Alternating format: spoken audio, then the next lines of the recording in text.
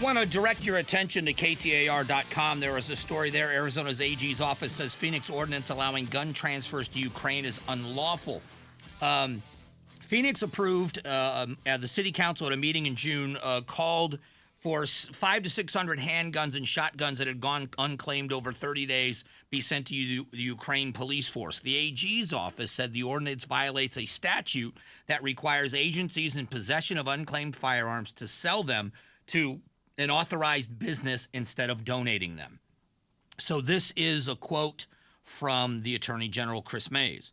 While my office has determined that Phoenix ordinance conflicts with state law concerning firearms disposal, I am deeply troubled by these statutes. These laws are inflexible and frankly offensive to the victims of crime and communities affected by gun violence. So I have a very good relationship and a great amount of respect for the Attorney General. I do. She's been in studio a number of times. We've known each other casually for a long time. So I'm not someone that picks political fights because we're in different political parties. Matter of fact, she used to be a Republican at one time. But this is a bit insulting to me. I don't think she meant it this way, but it is a bit insulting. The idea that a state law that says an agency that has firearms that have been unclaimed has to sell them to a reputable agency, has to sell those guns to a law-abiding state agency, saying that these are offensive to victims of crime and communities affected by gun violence. The odd thing about this is the exact opposite is happening. Most of the time, the reason why these agencies have these firearms is because they've been taken from criminals. So they've taken these guns off the streets that were in the hands of prohibited possessors, people that have either not supposed to have the guns in the first place or already committed a crime with a firearm. They are then taken and sold to a firearms dealer that will sell them to good people that would protect people and property and use and own guns properly. How is that an insult to victims of crime? I would argue that it makes our streets safer. The room that I'm in when I'm armed is safer because I'm armed. There is a better chance that if something were to happen, and I've got stories here of people, good Samaritans that have challenged robbers, one in Florida, where, again, nobody wants to be a hero. I don't advocate vigilantism. I don't do any of those things.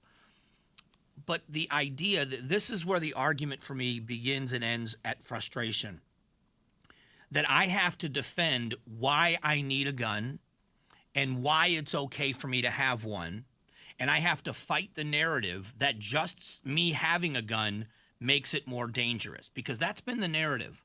The reason why they didn't want police officers, or so they said, in Phoenix schools, in the Phoenix Union School District, is because more guns, more violence. That's an absurd thing to say. We are sending billions of dollars in arms to arm the Ukrainian people so that they can fight against the attack and invasion of the Russians.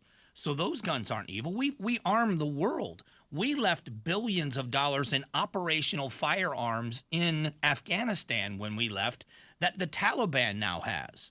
If we believe that guns are inherently evil, why would we do that? Why would we leave Afghanistan and not destroy those firearms? Everyone who says it costs too much money for the equipment to move it, it costs too much money, you could have destroyed those firearms there. You could have laid those firearms on the ground and run over them with that military equipment and destroyed those firearms, but you didn't.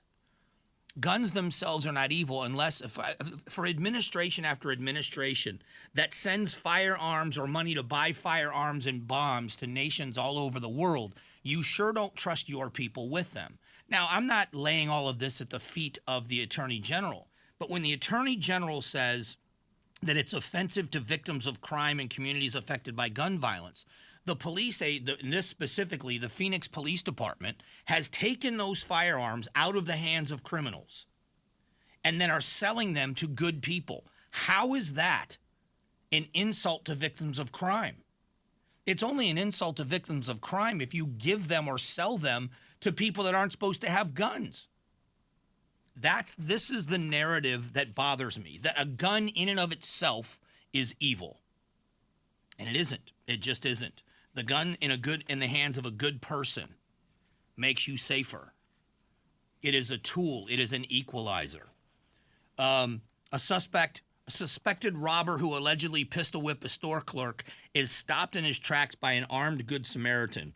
This happened in Fort Lauderdale. This makes my point. That an armed Good Samaritan stopped a robber with a firearm. That's an equalizer. So the people that are frustrated, here's another example of those things. The California murderer who shot a deputy and killed a chaplain at the age of 24. They committed this murder at 24 years of age, was granted youth offender parole. At 24, they committed the crime. They got youth offender parole. Putting people like that back on the street makes the streets more dangerous. But more than that, it's a cop killer. It's someone that killed a chaplain. What about the victims? A 24-year-old man murders a police officer and a chaplain and walks away on youth offender parole. What does that say about the victims?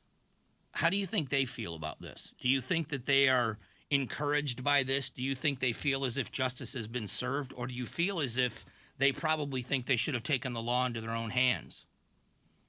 You wonder why people do that. I don't condone it, but you can certainly understand when the justice system seems to let families and victims down, that they want some form of justice.